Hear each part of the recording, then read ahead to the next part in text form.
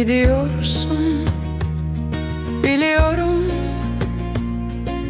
Ayak seslerin koridorda yankı değil artık.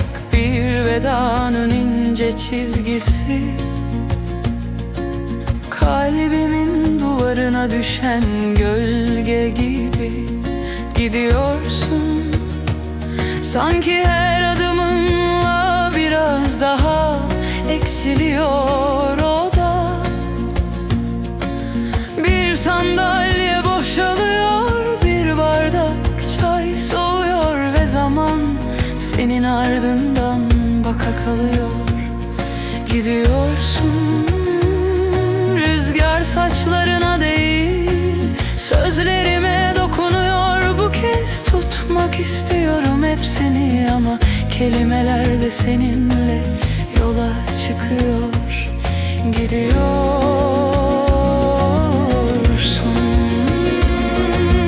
Ben kapı eşiğinde ne kal diyebiliyorum ne de güle güle. Sadece içimde sessiz bir cümle dolaşıyor. Belki bir gün bu gidiş bir dönüş olur.